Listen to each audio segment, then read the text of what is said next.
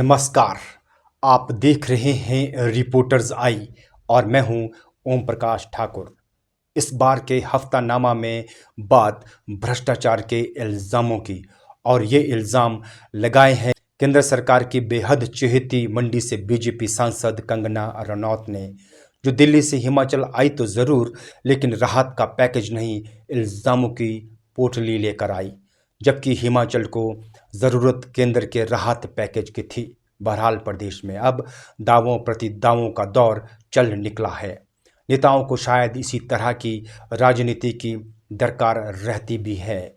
याद रहे, प्रदेश में 31 जुलाई की रात को बादल फटने से 50 से ज़्यादा लोगों की मौत हो गई थी। उनकी लाशों को निकालने का काम जब पूरे जोर से चल रहा था तो मंडी से बीजेपी सांसद कंगना रनौत प्रदेश में एक नया तूफान खड़ा करके चली गई।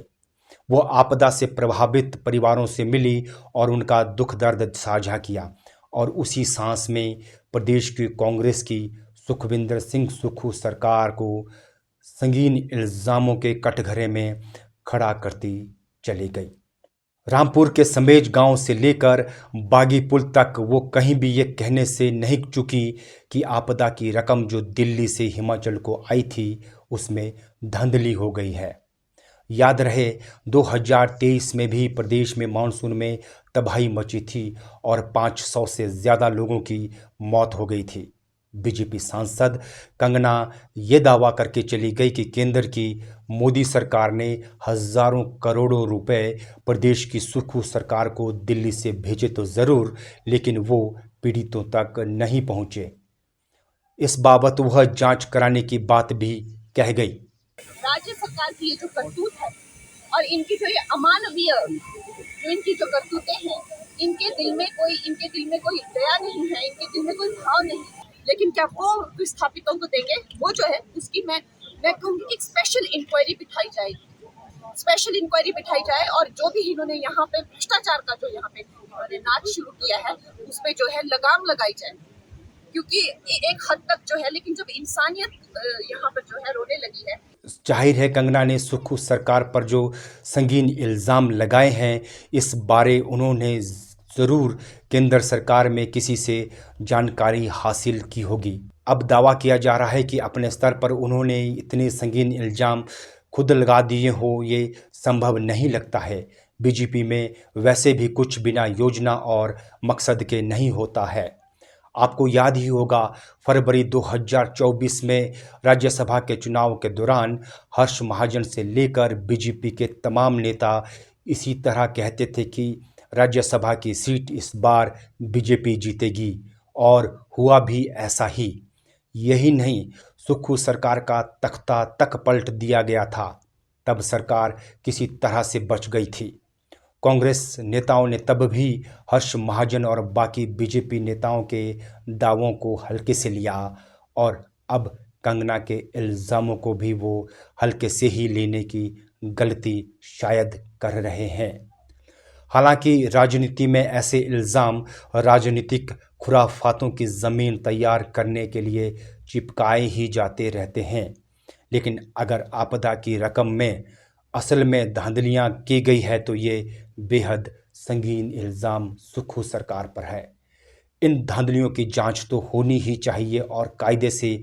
इसके लिए कंगना को केंद्र सरकार से भिड़ भी जाना चाहिए ताकि सच सामने आ सके।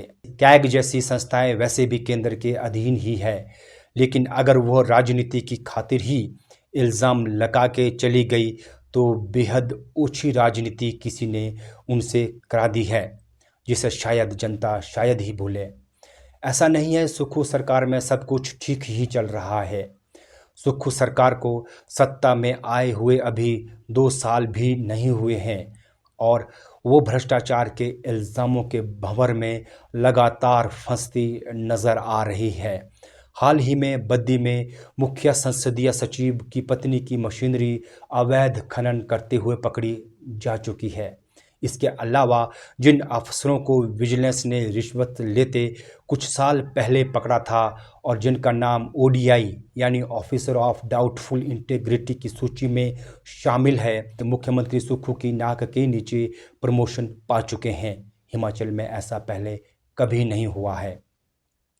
कई क्रशों व बाकी प्रतिष्ठानों में ईडी की छापेमारी भी सवाल पैदा करती है। कंगना के इल्ज़ामों में कितना दम है, अगर ये कोई जांच करा पाई तो उसी से पता चलेगा। लेकिन भ्रष्टाचार को लेकर सुक्खू सरकार भी पाक साफ नज़र नहीं आ रही है। यही नहीं, विधानसभा उपचुनाव के दौरान भी मुख्यमंत्री और उनकी जुंडली पर भ्रष्टाचार के इल्ज़ाम लग चुके हैं। हालांकि इल्ज़ाम लगाने वाले उपचुनावों के बाद खामोश हो चुके हैं, पर इन्हीं इल्ज़ामों के बीच सुक्खू देहरा से अपनी पत्नी कमलेश ठाकुर को विधानसभा पहुंचाने में कामयाब रहे हैं। अब कांग्रेस सरकार के अलावा पति पत्नी दोनों को इस महीने के आखिर में शुरू होने वाले हिमाचल विधानसभा के मानसून सत्र में भ्रष्टाचार के इल्ज़ामों का सामना करना होगा। आपदा से प्रभावित बहुत से लोगों को मदद नहीं मिली है। इसको लेकर कंगना की तरह ही नेता प्रतिपक्ष जयराम ठाकुर और बीजेपी अध्यक्ष राजीव बिंदल भी सुक्खू सरकार पर इल्ज़ाम लगा चुके हैं। जाहिर है बीजेपी सांसद कंगना के इन इल्ज़ामों को लेकर विधानसभा के मानसून सत्र में खूब हंगामा मचाएगी और सुक्खू सरकार को भी केंद्र सरकार से कितनी रकम मिली है इसके आंकड़े जनता के सामने पेश करने का मौका मिलेगा, जो उसे सिलसिलेवार पेश करने भी चाहिए। अब बात बीजेपी सांसदों की भी कर ली जाए कि आखिर उन्होंने प्रदेश के लिए किया क्या है। कांग्रेस की सुक्खू सरकार पर बीजेपी सांसद कंगना भ्रष्टाचार की तोहमत तो लगा गई, लेकिन हिमाचल के लिए वो और उनके साथी सांसद केंद्र की मोदी सरकार के खजाने से क्या लेकर आने वाले हैं, ये नहीं बता के गई। हिमाचल की जनता ने बीजेपी के झोली में 7 सांसद दिए हैं। इनमें पूर्व केंद्रीय मंत्री अनुराग ठाकुर और कांग्रेस से बीजेपी में शामिल होने के बाद राज्यसभा सांसद बने हर्ष महाजन के अलावा महिलाओं में कंगना रनौत और इंदु गोस्वामी को लोकसभा और राज्यसभा में हिमाचल के हितों की आवाज़ को बुलंद करने के लिए भेजा गया है। यूँ तो बीजेपी के राष्ट्रीय अध्यक्ष व केंद्रीय स्वास्थ्य मंत्री जगत प्रकाश नड्डा भी हिमाचल से ही है, लेकिन इस बार वो गुजरात से राज्यसभा पहुंचे हैं। लेकिन उनसे उम्मीद यही की जाती है कि वो हिमाचल के हितों की पैरवी हमेशा करते रहेंगे। लेकिन सच ये है कि बीजेपी की ये सभी सांसद हिमाचल में 2023 की मानसून में मची तबाही को केंद्र सरकार से राष्ट्रीय आपदा घोषित कराने में नाकाम रही।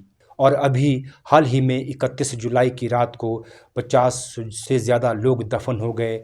उनके परिवारों के लिए भी केंद्र की ओर से कोई घोषणा नहीं करा पाए हैं। हिमाचल से बीजेपी की ये तमाम सांसद हिमाचल की आर्थिक स्थिति से अच्छी तरह से वाकिफ़ है और जानते हैं कि हिमाचल के लिए मदद की दरकार है। बहरहाल ये सांसद हिमाचल की खाई में सब कुछ धकेल कर तख्ता पलटने की मुहिम में ही एकाध दिखाते रहेंगे या केंद्र सरकार से कोई पैकेज लाने में भी कामयाब होंगे, इसका इंतज़ार रहेगा। हफ्तानामा में बस इतना ही। नमस्कार।